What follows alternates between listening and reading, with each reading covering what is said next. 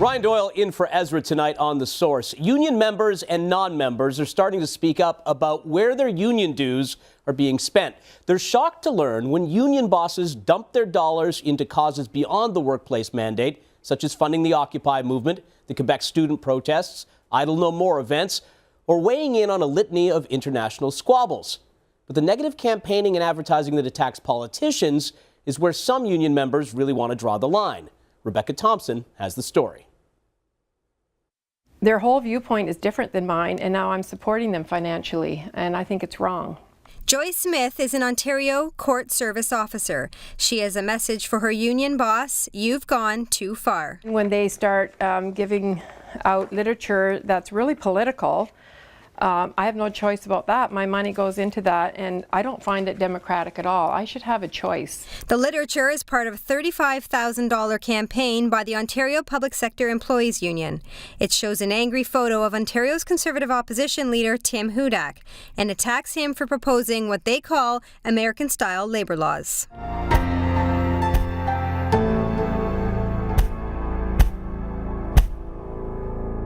PC leader Tim Hudak's plans to bring American-style labor legislation to Ontario is not just about unions. It's about driving down the wages of all of us that work for a living. Hudak wants to give workers in organized shops the choice to opt out of union membership and paying dues. It's called a right-to-work law, and is something 24 U.S. states have already introduced to give them a competitive edge to sustain and attract new business. The Fraser Institute says a right-to-work law could boost Ontario's economic output by nearly $12 billion and add 57,000 new jobs. Two CIBC economists say union bargaining power in Canada may be weakening not just because of economic uncertainty, but because Canadian workers now compete with U.S. states who have passed right-to-work laws. It's the lightning rod issue that has unions targeting Tim Hudak. He was the source of much criticism at this month's Ontario Federation of Labour Convention in Toronto.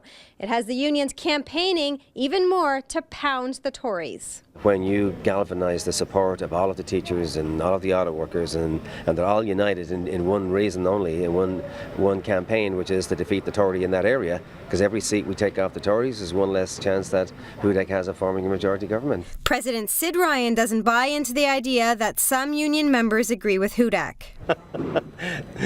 There wouldn't be a union member anywhere in this province that wouldn't be hostile towards the Conservative Party. You're joking me. Hudak is like a pimple on their butt. The Ontario Tories are going where few Canadian politicians have gone, to shrink the power of unions to collect dues. Unlike Sid Ryan, we want to put people back to work, put power back in the hands of individual workers. And if enough people are on board, it could be a popular move for the Tories. I don't identify with the idealisms and the philosophies of unions at all. And I feel that I should have the choice to be part of it or not.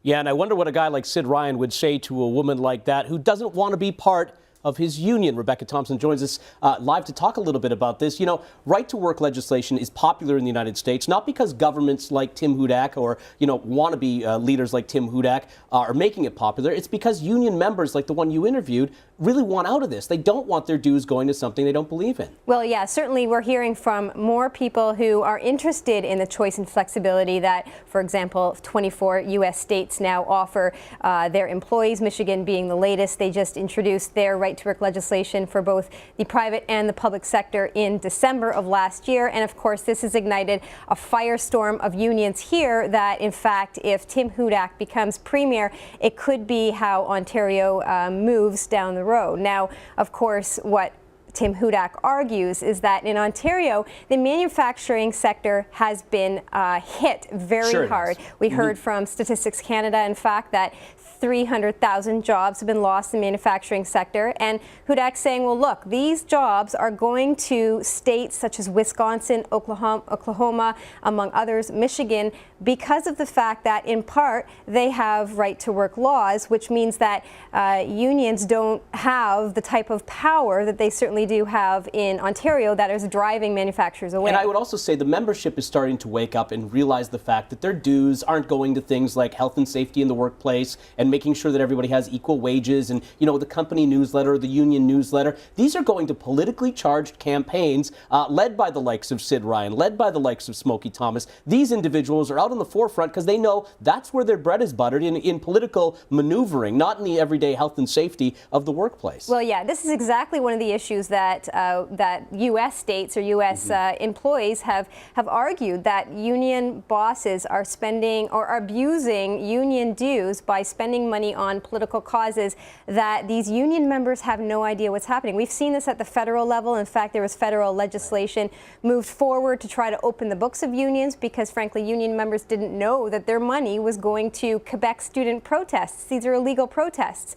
I attended the Ontario Federation of Labour convention last week, and one of the speakers, the guest speakers at this convention, was the young woman who stood up and stopped the speech from the throne with her "Stop Harper" sign, and was ultimately arrested. I bet they loved her, though. Yeah, she was an employee. She was a page of Parliament, and yet they applauded her as being someone to stand up and defend the rights of people, the unions, who are being oppressed by conservatives. So we heard the same message from Sid Ryan. So there's people in the grassroots level, just rank and file union members who have to be a union member because under Canadian law they have to be a union member, who are saying, wait a minute here, this is not the message that we stand by, and maybe we should look at choice and flexibility. Well, and that you nailed it right there with the word choice. I mean, you should not have to be forced to give your money